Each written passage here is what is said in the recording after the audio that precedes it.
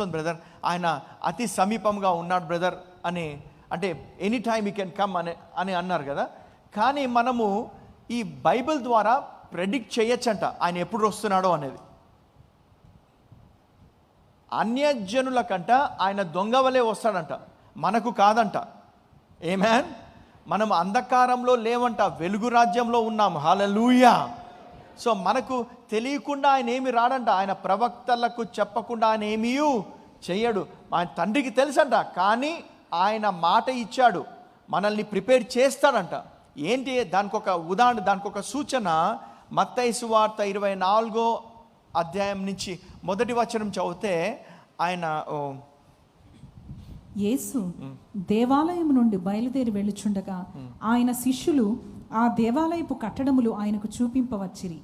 అందుకు ఆయన, మీరు ఇవన్నీ చూచుచున్నారు కదా, రాతి మీద రాయి ఒకటి అయినను ఇక్కడ నిలిచి ఉండకుండా పడద్రోయబడునని మీతో నిశ్చయముగా చెప్పుచున్నానని వారితో అనెను. ఆయన ఒలీవ కొండ మీద కూర్చుండి ఉన్నప్పుడు శిష్యులు ఆయన యొద్దకు ఏకాంతముగా వచ్చి, ఇవి ఎప్పుడు జరుగును, నీ రాకడకును ఈ యుగ సమాప్తికి నీ సూచనలేవి, మాతో చెప్పుమనగా. అంటే ఇక్కడ చెప్తున్న శిష్యులు వచ్చి, వీళ్ళకంట దేవుని రాజ్య మర్మములు ఇయ్యబడుటకు వీళ్ళు ఇవ్వబడెను అంట. వీళ్ళకే ద సీక్రెట్స్. హల్లెలూయా. సీక్రెట్స్ అంట ఓన్లీ శిష్యులకే ఇవ్వబడినంట. ఎంతోమంది ప్రవక్తలు, ఎంతోమంది నీతిమంతులు ఇవన్నీ వినడానికి ఆతురత చూపించారంట, కానీ వాళ్ళకి ఇవ్వబడలేదంట, వీళ్ళకే ఇవ్వబడిందంట. ఏమంటారు, ఎప్పుడు యేసయ్యా నీ రాకడకు ఈ యుగ సమాప్తికి నీ సూచనలేమి మాకు మాతో చెప్పమనగా యేసు ప్రభు చూడండి. యేసు వారితో ఇట్లా, నేను ఎవడును మిమ్మును మోసపరచకుండా చూచుకొనుడి. అంటే ఇక్కడ మోసపరుస్తాడు అంట. చాలామంది మోసాలు ఉన్నాయంట, చాలామంది. నేను ఇది ఇప్పుడు కొంతమంది సంఘాలలో గ్రిప్పులో పెట్టుకుంటారంట అందరినీ, గ్రిప్పులో ఎక్కడ పోకూడదని. ఎందుకు? అంతా డబ్బు చుట్టే తిరుగుతుంది, డబ్బు చుట్టే. దశం భాగాలు రావాలా ఎవ్రీడే అదే స్కీము. కానీ ఎవరికి కూడా అరే నేను వారికి మ్యాక్సిమం మందికి, I don't say all of them are like this, కానీ maximum it has become a commercial issue అయిపోయింది. అది మిమ్మల్ని మోసపుచ్చకుండా చూసుకోవాలంటే మనం, అది మన బాధ్యత. ఆమేన్, మన బాధ్యత. నెక్స్ట్ అంటే చాలాసార్లు మోసపోయా, అది వేరే విషయం అనుకోండి. నెక్స్ట్ 5వ వచనం, అనేకులు నా పేరట వచ్చి నేనే క్రీస్తునని చెప్పి పలువురిని మోసపరిచెదరు. మరియు మీరు యుద్ధములను గూర్చియు యుద్ధ సమాచారములను గూర్చియు వినబోదురు. మీరు కలవరపడకుండా చూచుకొనుడి. అంటే యుద్ధాలు జరుగుతాయంట, మీరు కలవరపడద్దు అంటాడు. ఇజ్రాయెల్లో జరుగుతోంది, రష్యాలో జరుగుతోంది, ఎన్నో చోట్ల కలవరపడ. ఇప్పుడు ఏమవుతుందిరా బాబు, భారతదేశం మీద పాకిస్తాన్ వస్తుందా? ఎన్నెన్నో. అంటే ఈ మత ఛాందస్సుల వల్ల ఇబ్బందులు, ఇవన్నీ రిలీజియస్ ఫైట్లే ఇవన్నీ. It is never a political issue, రిలీజియసే. నెక్స్ట్ వచనమ్మా, ఇవి జరగవలసి ఉన్నవి గాని అంతము వెంటనే రాదు. నెక్స్ట్, జనము మీదికి జనమును, రాజ్యము మీదికి రాజ్యమును లేచును, అక్కడక్కడ కరువులను భూకంపములను కలుగును. ఇవన్నీ వేదనలకు ప్రారంభము. ఇవన్నీ వేదనలకు ఏంటి? భూకంపాలు, తర్వాత కరువు, ఇవన్నీ వేదనలకు ప్రారంభము. నెక్స్ట్, అప్పుడు జనులు మిమ్మను శ్రమల పాలు చేసి చంపెదరు, మీరు నా నామము నిమిత్తము సకల జనముల చేత ద్వేషింపబడుదురు. అంటే చూడండి, ఇక్కడ మనము దేవుని రాజ్యము ఎప్పుడైతే యేసు ప్రభుని ద్వేషించాడంట, ఆయన ఏం చేస్తున్నాడంట? ఆయన మేలు చేస్తున్నాడంట, రోగుల్ని స్వస్థపరుస్తున్నాడంట, చనిపోయిన వారిని లేపుతున్నాడంట. ఆమేన్. ఆకలిగా ఉన్న వారికి పోషిస్తున్నాడు అంట. ఎన్నో సూచక్రియలు, ఎన్నో అద్భుతాలు, దేవుని క్రియలు చేసినప్పటికీ ఆయన ద్వేషింపబడ్డాడు అంట. ఎవరి చేత? మతోన్మాదుల చేత, యూదుల చేత, సద్దూకీయులు ఫరిసేయుల చేత. ఎందుకు? ఈయన ఫేమస్ అయిపోతున్నాడని.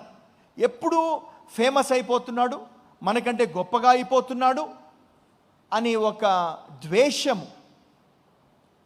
ఈయనేమో దేవుని రాజ్యము కట్టడానికి వచ్చాడు ఆయన. నెక్స్ట్ వచ్చినమ్మా, అనేకులు అభ్యంతరపడి ఒకరినొకడు అప్పగించి ఒకరినొకడు ద్వేషించు. అంటే ఒకడు అంటే ఇంటర్నల్ ఫైట్ అన్నమాట. మనకు విశ్వాసుల్లోనే ఒకడు అప్పగిస్తారంట, ఒక్కొక్కరిని ద్వేషిస్తారంట. ఇవన్నీ జరుగుతూనే లేవా? ఇవన్నీ కామన్ థింగ్. యేసు ప్రభు అంటూ చెప్తున్నాడు ఇవన్నీ ముందరే. నెక్స్ట్, అనేకులైన అబద్ధ ప్రవక్తలు వచ్చి పలువురిని మోసపరిచెదరు. అబద్ధ ప్రవక్తలు అమ్మో చాలా మంది మీ ఫోన్ నెంబర్ చెప్తారు, మీ ఇంటి నెంబర్ చెప్తారు, మీ ఇంట్లో సోఫా ఉంది చెప్తారు, ఏ కలర్ అని చెప్తాడు, అన్నీ చెప్తాడు. కానీ రేపేం జరుగుతుందో చెప్పలేడా? ఇవన్నీ సోదిగాళ్ళు ఉంటారు కదా, ఇవన్నీ అమ్మో నా ఫోన్ నెంబర్ ఎట్లా చెప్పాడు, చెప్పు అని ఏదో ఇంకా సోది కావాలా మనకి. నీకు వచ్చి ఇట్లా దేవుడు దీవిస్తున్నాడు, రేపు డబ్బులు ఇస్తున్నాడు. ఇవన్నీ వినడానికి ఏముంటుంది? చెవులకు ఇంపుగా ఉంటుంది అన్నమాట. కల్పన కథలు అంటాడు ఇవి చెప్పేవాళ్ళు. సో ఈ ప్రవక్తలు కూడా ఏమి దెయ్యానికి కూడా తెలుసంట నీ పాస్ట్, నీ ఫ్యూచర్ తెలిసే దేవుడికి ఒక్కడికే. అందుకే వాళ్ళు నీ పాస్ట్ చెప్తారంట. జరిగిపోయింది, ఇది జరిగింది, అది జరిగింది, అది మనకు కూడా తెలుసా? అదే అతను చెప్పడం ఏముంది మనకి. సో నాకు ఈ ప్రవక్త అనేవాడు ఏంటంటే చెప్పిన తర్వాత జరగాలి అంట. ఆమేన్, హల్లెలూయా. సో నెక్స్ట్ వచనం, అనేకులైన అబద్ధ ప్రవక్తలు వచ్చి పలువురిని మోసపరిచెదరు. అక్రమము విస్తరించుట చేత అనేకుల ప్రేమ చల్లారు. అంటే ఎంత అక్రమము ఉన్నది ఈ ప్రపంచంలో. అంటే మనం క్రైస్తవులు కాదనుకోండి, వేరే విషయం. ఇప్పుడు క్రైస్తవులమా? ఇప్పుడు మనం చెప్పండి ఒక మాట, క్రైస్తవులమా దేవుని పిల్లలమా? అక్కడే ప్రాబ్లం. ఈ క్రైస్తత్వం అనేది ఒక మతం అయిపోయింది కాబట్టి కామన్ అయిపోయింది ఇవన్నీ. ఇది కూడా సర్లే నడుస్తూ ఉంటుంది, జరిగిపోతూ ఉంటుంది, మనకు చేస్తూనే ఉంటాం. కానీ దేవుని పిల్లలు అని చెప్పుకోగానే అంటే యు రిప్రజెంట్ గాడ్ అంట. దేవుని పిల్లలు రాకుమారులు ఎట్లా ఉంటారంటే ఏమైనా పిచ్చి పని చేస్తే రాజు పరుగు పోతుందంట, ఆయనను పోలి నడుచుకుంటారంట. మనం దేవుని పిల్లలమా? ఇప్పుడు క్రీస్తుని వెంబడిస్తున్నామే అని క్రైస్తవులను ఎవరు పెట్టారు పేరు? మనకు అంతియోకు ప్రజలు పెట్టారు ఆయన మనకు. యేసుప్రభు మీరు క్రైస్తవులు అనలే. ఆమేన్. క్రైస్తత్వం అనేది మన మతము కాదు, గుర్తుపెట్టుకోండి ఒకటి, మన మతము కాదు, మనకు మతము లేదు. ఆమేన్. మన దేవుడు అంట ప్రేమ స్వరూపి అంట. మనం ఆయన పోలికలో, ఆయన అది మన దేవుడు ఉండాలి, ప్రేమనే. Hallelujah. What is your religion? అంటే my religion is love. Hallelujah. That's it. So you must never religion అనగానే క్రిస్టియన్ అని రాస్తే అసలు రిలీజన్ లేదని చెప్పాలి మనకు. లవ్ అని పెట్టాలి, ప్రేమ అని.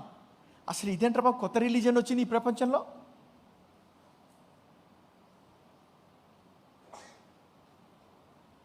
ఈ మతం అనేది ప్రతి మతానికి ఒక డ్రెస్ కోడ్ ఉంటుందట. ఆమేన్. ఒక్కొక్క మతానికి ఒక dress code, different dress code. ఇది వేసుకుంటే గుర్తుపట్టేస్తామట, ఈ మతానికి చెందిన వాళ్ళు, ఆ మతానికి చెందిన వాళ్ళు. యేసు ప్రభు ఏం వేసుకొచ్చాడో నాకు అర్థం కాదే. మన తండ్రి ఏ డ్రెస్ వేసుకుంటాడు? ఆయన అంట మీద ఉండేది మహిమ ఉంటుందంట. Hallelujah. That's a glory that he carries.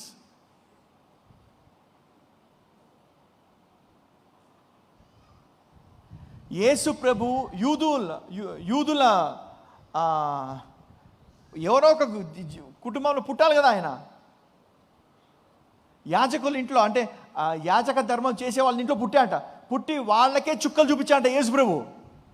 ఆమేన్. వాళ్ళకే ఆదివారం ఏం చేయకూడదు అదే రోజు చేసేవాడు ఆయన. ఏది చెయ్యొద్దు, ఇట్లా చేయకూడదు, రూల్స్ అన్నీ బ్రేక్ చేసి పడేసేవాడు ఆయన. వాళ్ళకి దిమ్మ తిరిగిపోయింది. ఇదేంట్రా బాబు కొత్తది. మీరు ఆచారాల వల్ల ఏం చేస్తున్నారంటే దేవుని వాక్యాన్ని పనిచేయకుండా చేసేది మీరే అంటాడు ఆయన.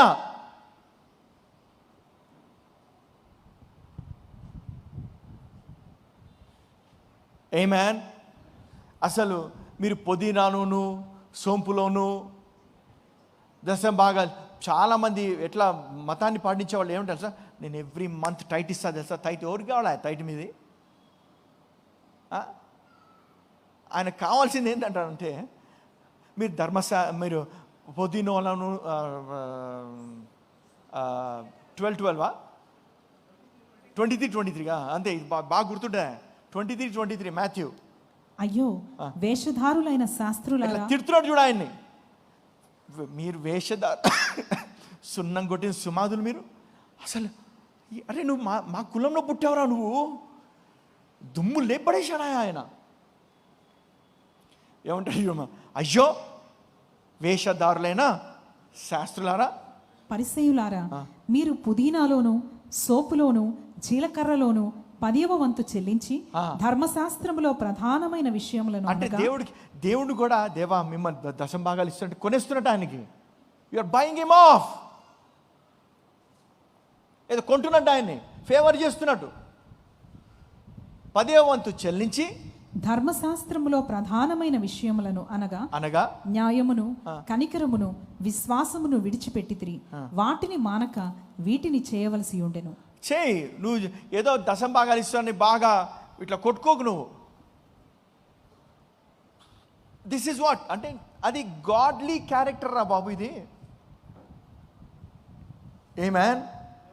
సో ఇవన్నీ యేసు ప్రభు వచ్చి అసలు వాళ్ళని